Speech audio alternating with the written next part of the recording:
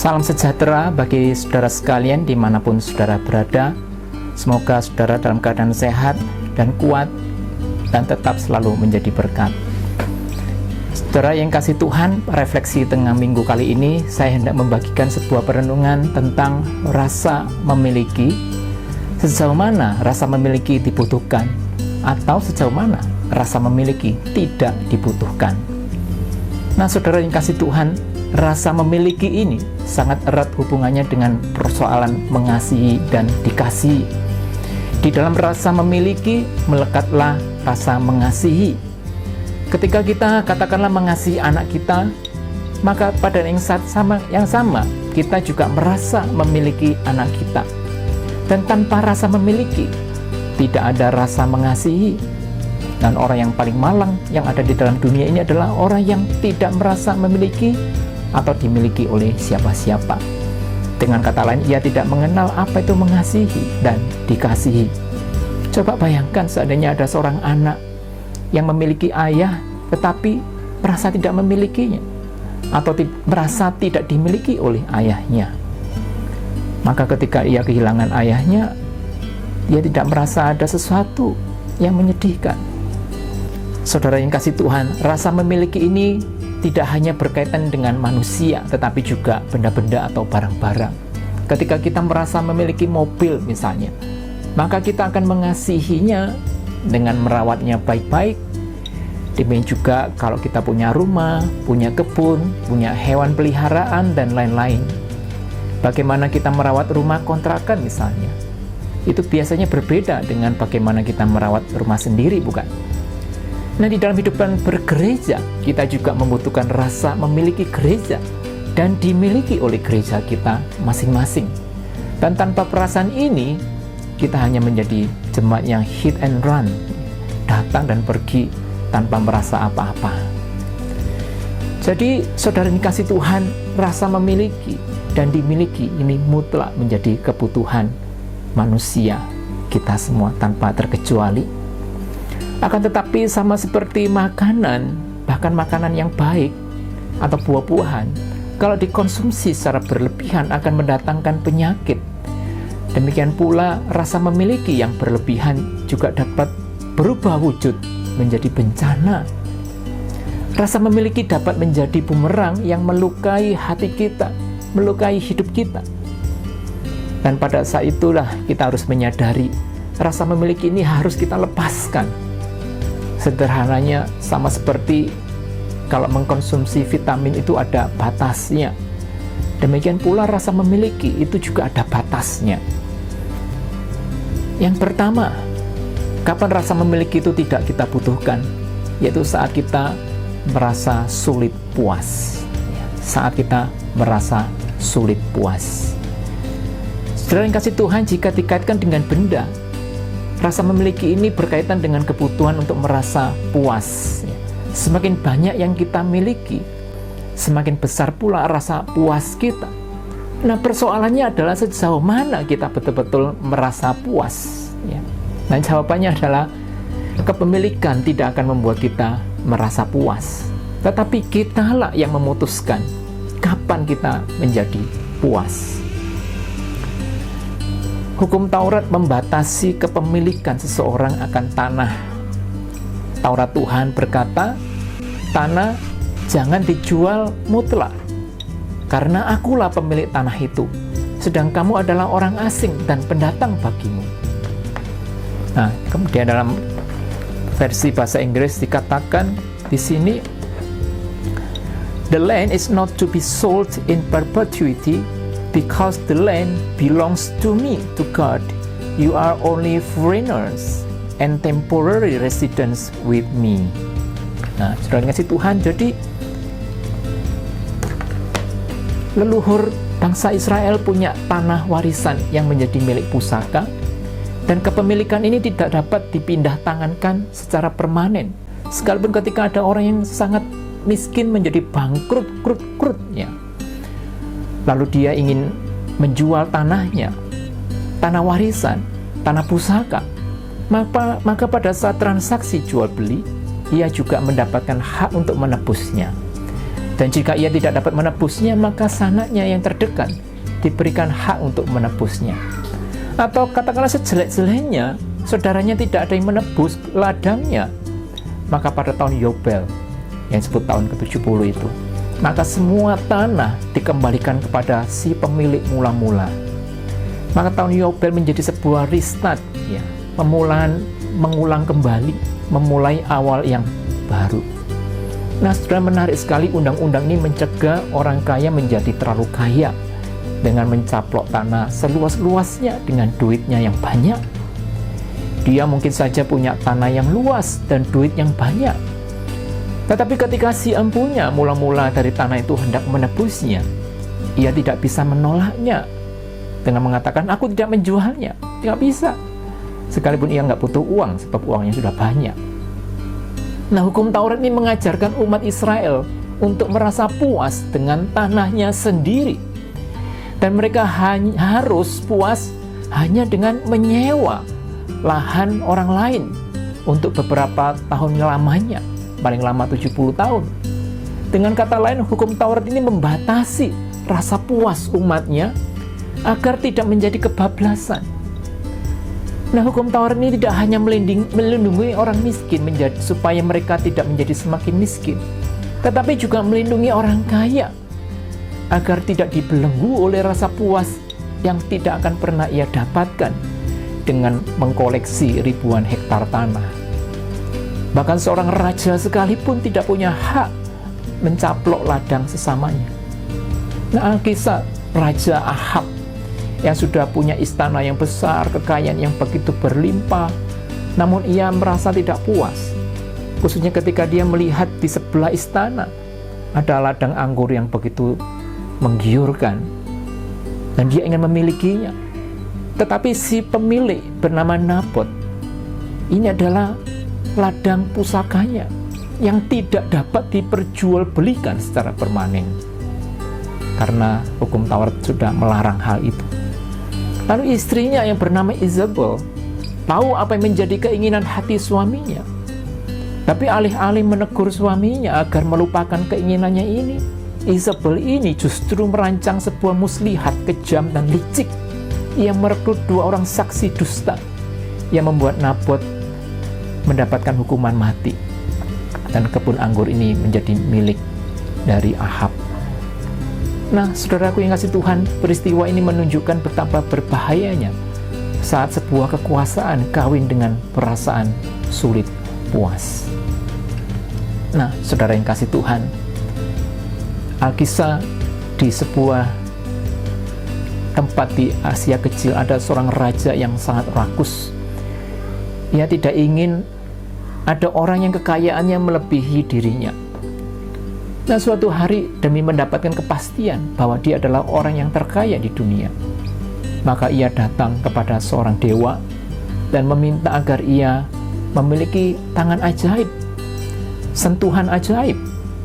Dengan sentuhannya ini, maka apa saja yang disentuhnya menjadi emas. Saudara tahu kisah ini? Nah, saudara mungkin tahu judul dari kisah ini adalah sentuhan Midas, Midas touch. Sentuhan Midas adalah sebuah mitos Yunani tentang Raja Midas yang berkat bantuan dari dewa Dionysus memiliki sentuhan emas, sehingga apa saja yang dipegangnya menjadi emas, ya, meja, ya, kursi, batu, kayu, semuanya menjadi emas. Dengan serakah dia pergi keluar dan dia membuat semuanya menjadi emas. Setelah ia menjadikan semuanya emas, dengan girang ia kembali ke dalam istananya dan dia mau makan. Nah, setelah tahu apa yang terjadi ketika dia memegang buah-buahan dan dia mau makan, buah-buahan menjadi emas. Dia pegang sayur menjadi emas, dia memegang daging menjadi emas. Lalu dia memegang air pun juga menjadi emas. Lalu datanglah anaknya datang menghampiri ayahnya. Tapi ketika si ayahnya ini memegang putrinya menjadi emas. Lalu istrinya, lalu semua pengawal, semua orang, semua temannya tidak berani dekat-dekat dengan dia, karena takut takut menjadi emas. Nah, saudara yang kasih Tuhan, Raja Midas ini memang memiliki emas seistana penuh. Tetapi apa artinya kalau ia tidak bisa makan, tidak bisa minum, dan tidak bisa menikmati kehidupan? Apa artinya jika ia tidak memiliki orang yang dapat ia cintai dan yang mencintai dirinya? Nah, adakah orang yang lebih malang daripada Raja Midas ini? Nah, tapi di dalam akhir dari kisah ini kita melihat Raja Midas mengalami perubahan. Nah, saudaraku, sudah lihat rambut saya ini saya potong sendiri. Ini sudah kali kedua saya memotong rambut sendiri, ya karena masa pandemi ini. Nah, dengan model yang tidak jelas seperti ini, ya saya belajar untuk merasa puas, ya, merasa sufficient, ya, cukuplah seperti ini, ya. Yang penting pendek, lalu lebih mudah diatur. Dengan rambut yang model tidak jelas ini, ya, saya mesti belajar mencukupkan diri. Nah, sudah pada dasarnya manusia ini sulit dipuaskan. Satu keinginan terwujud, muncul dua keinginan. Dua keinginan terwujud, muncul 4 keinginan. 4 keinginan terwujud, muncul 16 keinginan. Nah, demikian seterusnya. Nah, makanya bukannya tanpa alasan Allah memberikan peraturan, jangan mengingini milik sesamamu manusia. Hanya dalam derajat mengingini saja sudah dilarang oleh Tuhan. Kenapa? Karena Tuhan menghendaki kita sufficient, ya, satisfied, cukup dengan apa yang sudah Tuhan berikan buat kita. Dalam media sosial saya kerap kali memperhatikan foto-foto dengan caption bahagia itu sederhana. Dan biasanya apa yang ada dalam foto itu, kadang-kadang ada orang yang makan ala kadarnya, atau main dengan keluarganya sendiri, atau jalan-jalan di tempat yang sederhana, lalu mengatakan ya bahagia itu sederhana, tidak mewah. Dan semoga kebahagiaan seperti ini tidak hanya di media sosial, saudara, tetapi juga di dalam kehidupan kita sehari-hari. Belajar merasa puas dengan apa yang ada adalah sebuah pembelajaran seumur hidup. Dan jika kita tidak melatih diri kita untuk membuat batas rasa puas itu, maka kita akan dibuat merana oleh keinginan sendiri yang tidak pernah terpuaskan. Nah, itulah poin yang pertama. Lalu yang kedua adalah saat kita sulit melepas. Saat kita sulit melepas. Saudara yang kasih Tuhan, jika kita memiliki sebuah properti, tanah atau bangunan, pasti kita menginginkan hak milik, bukan? Tidak jarang ketika properti yang kita beli itu hak GB atau hak guna bangunan, ingin segera kita tingkatkan. Mengapa? Kita ingin kepastian. Hak guna bangunan itu tidak memberikan kita jaminan yang pasti untuk jangka yang sangat panjang sekali, yang bisa kita tinggalkan untuk 7 turunan. Sebab dengan hak guna itu, katakanlah 20 atau 50 tahun, kita tidak lagi punya hak untuk mempertahankan properti tersebut. Itulah sebabnya kita berjuang agar menjadi hak milik. Nah, inilah menariknya, saudara. Taurat Tuhan membatasi orang agar hak milik ini tidak permanen. Tidak ada hak milik saat membeli tanah atau lahan sesamanya. Mengapa?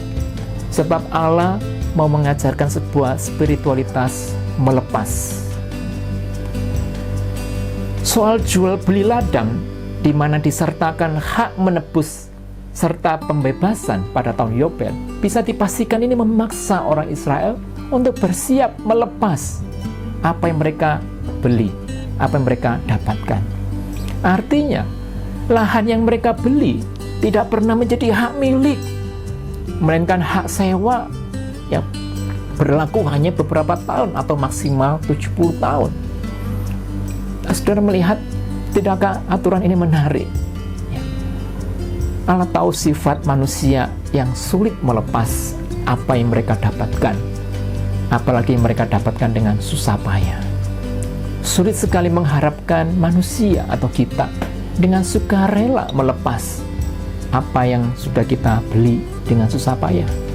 Itulah sebabnya Tuhan memberikan sebuah undang-undang yang berkekuatan hukum.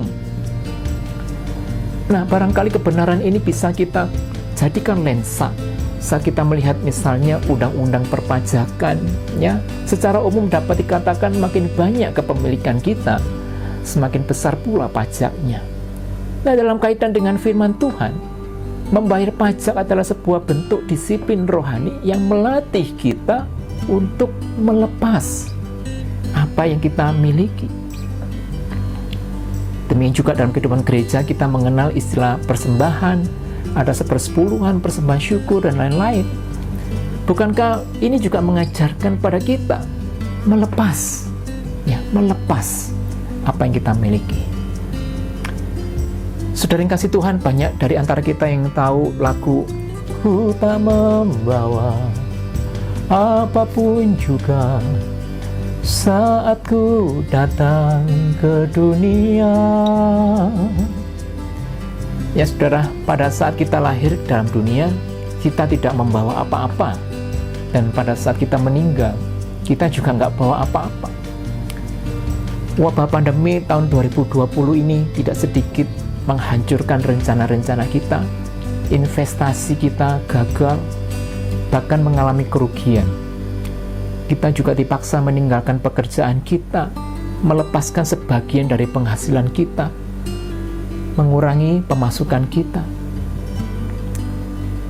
Nah saudara, ini saatnya kita melatih diri kita untuk melepas. Dan soal melepas ini tidak hanya berkaitan dengan urusan dompet, tetapi juga kesehatan yang kita miliki dengan sementara ini. Tubuh kita yang kuat ini suatu saat harus kita lepaskan, ya. Kulit kita yang kencang, ya, yang mulus, rambut yang hitam dan lebat, muka yang mulus tidak bisa kita miliki selamanya, dan suatu hari harus kita lepaskan. Para wanita yang berprofesi menjadi model hanya bisa menikmati kejayaannya dalam rentang tahun yang pendek. Sedikit saja muncul tanda-tanda penuaan, dia harus melepaskan profesinya dan digantikan oleh gadis-gadis yang lebih muda, lebih kencang kulitnya. Nah saudaraku, ada pula fenomena ini. Anak melepas orang tua ketika mereka meninggal. Lalu orang tua juga melepas anaknya. Ada orang tua yang melepas anaknya karena harus anaknya meninggal terlebih dahulu. Ada pula orang tua yang belajar melepas anaknya karena anaknya sudah mulai punya pilihan hidup sendiri saat dia mulai beranjak remaja. Orang tua pun harus bersiap anak-anaknya membangun rumah tangganya sendiri dengan pilihan istrinya atau suaminya yang belum tentu cocok dengan kita sebagai pilihan kita, orang tuanya. Maka makin lepaslah anak itu dari kepemilikan orang tuanya. Saudara yang kasih Tuhan, mendapatkan dan kehilangan, mendapatkan dan melepaskan adalah siklus kehidupan yang alami dan harus dihadapi oleh semua orang. Hanya saja tidak setiap orang menjalani siklus ini di dalam kesiapan hati dan kematangan jiwa. Ada sebagian orang yang tersiksa jiwa dan batinnya karena belum mampu melepaskan dengan sukacita dan damai sejahtera. Nah, jemaat yang dikasih Tuhan, semoga Tuhan menolong kita untuk membangun sebuah spiritualitas melepas, karena di dunia ini tidak ada yang milik kita yang permanen.